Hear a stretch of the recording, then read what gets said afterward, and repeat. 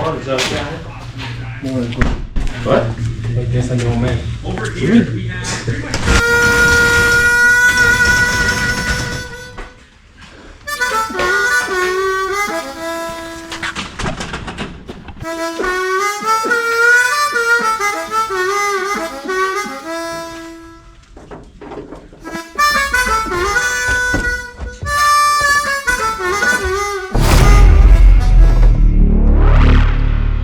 We're here, we're at the track. There's some pretty cool setups besides ours. All right, good morning. We're back at the track. I'm feeling a bit better today, not as hungover, not running on booze.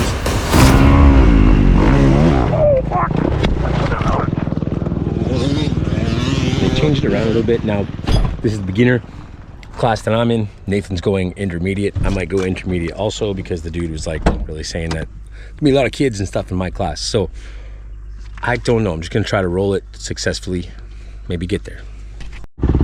Okay guys, I made a bit of an oops today, and unfortunately I forgot the GD GoPros. So we got this one GoPro that we're talking to that we're gonna mount to our helmets, I guess. My bad, kind of screwed up the video. So I'm not gonna film my first runs at all. I'm gonna let Nathan film the most probably. I actually got more filming in last time than he did, so maybe this will just balance it out. Until then, see you guys later. I'm gonna do my first run, not gonna film it. Talk to you after. Okay guys, we revised the plan because of limited battery power, memory, and lack of cameras. We're gonna film the first and last run of every round, see if there's any progression. I'm going for my first one. All right guys, welcome back, and here we go. We're gonna go, this is our third episode, and I got Nathan with me in the studio here, so we're both doing the voiceovers. The difference is this time Nathan hasn't seen the footage, so it's going to be a completely genuine reaction from him, and he's going to during this video talk about what he would do in the situations you're seeing and what I should be doing, and I'll do my best to try to defend myself. Just give him a little bit of trouble, maybe see if I can bust his ego a bit. Alright, so this is technically the first run of the day. Like I explained earlier, I made a mistake and I ended up forgetting all the GoPros because I made a nice little travel pack for us, and I thought I put it in the truck, but I didn't. The only GoPro that I had was the one that I brought in the truck with us to be able to start filming the intros and talking a little bit. So we're going to do the best with what we can. Unfortunately, I'm only going to have one run on the bike, but we're going to get into it soon and see how it goes.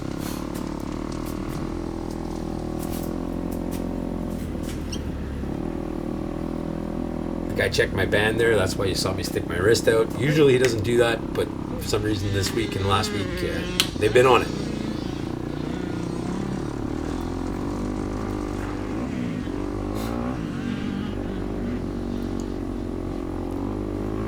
It's a different camera setup this time. I got my 509 helmet, so the camera's looking a bit low. Oh, it's okay. The camera view isn't that bad like that too.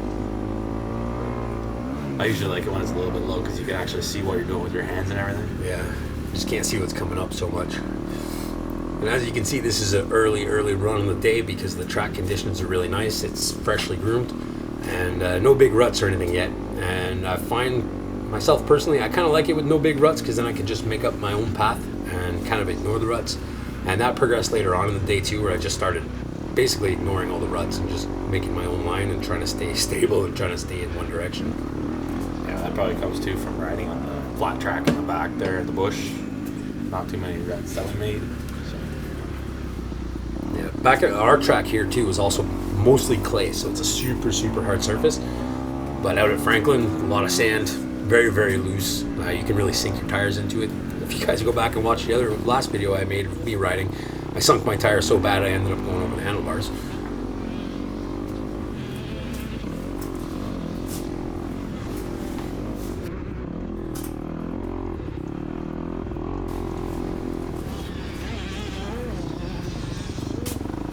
Alright, so I'm making my way around the first laps.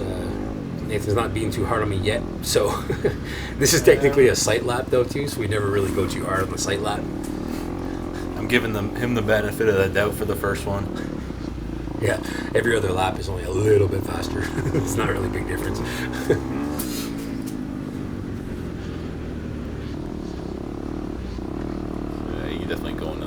more speed for sure.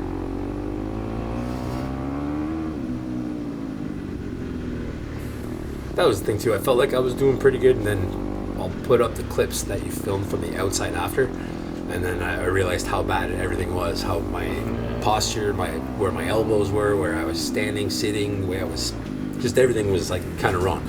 So that's the whole point in these videos, basically, is to be able to learn that and be able to see what you're doing. But on the bike, I felt like I was killing it, and then watching from the outside, it was not the case. Different story when you actually see yourself doing it. Yeah. Well, it's like all the jumps too. The jumps look really small from when you're not on the bike, but then you get on the bike and everything looks massive, and all the angles look super steep. Yeah, when you look at them from outside, they're just longer than they are tall, and it's a completely different feeling when you're on it. Come on, shift. Yeah, that's the big table. You must be in like fourth gear when you hit that. Yeah, fourth gear. Like usually I'm not wide open there yet, but you can almost be like almost wide open for that fourth gear. Probably close to 120 foot table. It's got to be. And I think most of this first part I was maybe in second. Then I started going to third after, especially later in the day. But this is the first run, so it's going to be kind of, I'm going to say, limited. On the slow side. Yeah.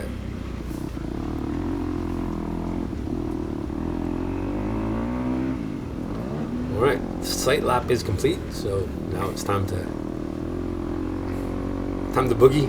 See if I do boogie. Probably not much, but a little bit further on that one. Yeah, see if you just shift it up and gave it a little bit more gas, that landing would be way smoother. Yeah. Even that one too, you're slowing down too much. That one, I know the last one, eventually I started landing on the downslope of that first part. That second table was still a little bit away from my grasp yet. Corners. Look at that speed. Like here, if I just carry that speed, I bet you, whoop, right over. Oh yeah, for sure. If you didn't let off the gas and just held it right up that lift, you stayed steady. Yeah, you'd land on that first landing for sure. It doesn't take much on a lot of these jumps. And that one especially doesn't seem to be like a really big gap to that first part. No, it's not a big gap. It's just like, it's aggressive when you hit it hard there, like if you come up short or whatever, because you bounce and then you hit another. Yeah. I almost bounced off it last time. I did that weird bike landed, then it kind of bounced one way and I went the other way and just barely held it. Well, I did that pretty nasty last time too.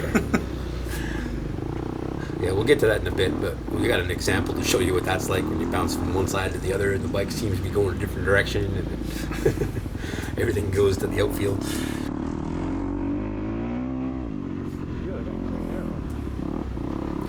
So, talk to me, man. What would you be doing here? That's different. I don't know. It looks like you just gotta lean the bike more. That's for sure. Like you're turning too much with the steering rather than just leaning it down. Well, that wasn't too bad. Going more aggressive. Like enter faster and more of a lean angle. Yeah. I think that one too. A few times I went up with enough speed to probably make it.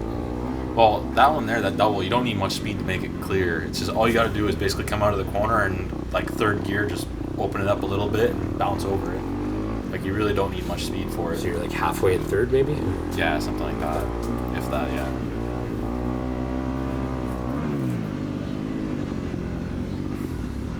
That was smooth. Then I realized how much of a gap that isn't. Oh yeah, it's small. When you clear and you land on that first downslope, you only were maybe a foot and a half, 2 feet in the air.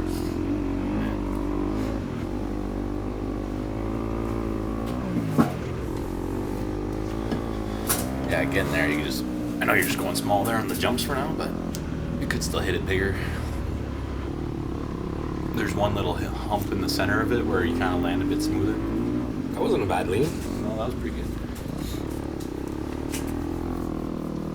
That outside line is so bad because the ruts get super terrible on top of that jump. Everybody takes the outside because it's easier to keep momentum around the corner, I guess. It usually gets dug in pretty good. Right here it's not bad, but later on in the video you'll probably see a big difference. Yeah, even with me, when I come around that outside there, I sometimes I try and cut to the inside just because the ruts aren't as bad, because all the pro guys are just wide open right up the lip of the jump, tearing it up. But then they do it when there's big ruts too. Yeah. So it's, I guess it's a momentum velocity thing.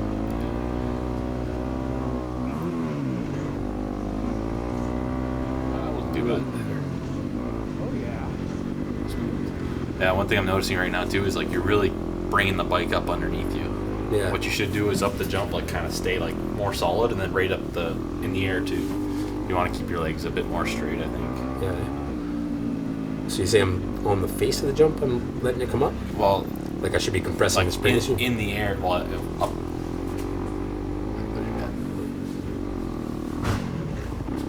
Holy balls. Yeah. So, sorry about the interruption. We are back. We just had somebody show up at the shop, so we got interrupted. Not sure where we were, but we will continue from here. I'm starting to like this corner. It's super soft after that. And the corner coming up next is really gnarly because of the ruts. They get real weird. But I noticed that you navigate this pretty good. You can get some decent speed going into here. So when you're coming up to this, what are you looking at? What are you looking for? Right there, when I come through that corner, Yeah. I'm And more then just, usually that first one, I just give it a bit of gas there, kind of pop over it. And then the second one, I'm usually trying to go faster, but I always end up just hitting the face of the third little bump. And so far, I haven't mastered that one yet. Oh, slowed right down on that one. A little hiccup. The one before that was kind of good. I laid it down pretty all right, but Well, that wasn't too bad. yeah. This one I was trying to get pretty decent, but I don't know. Yeah, see what it looks like you're doing there wrong is you're turning into it almost too much. Yeah. Rather than laying it like into the rut and just letting it ride around. Oh, you definitely have enough speed to pop over that. Yeah, Yeah, you just gotta stay in the throttle. that's good. So you're saying my big issues in the corners is I gotta lean more, turn less, Yeah. and then just keep more momentum, and I should be all right. Yeah, lean the bike more and just get it more in the gas there. It'll kind of sit you right down into the rut a little bit more. And then you should be able to pick up a lot of speed just by doing that to start. So.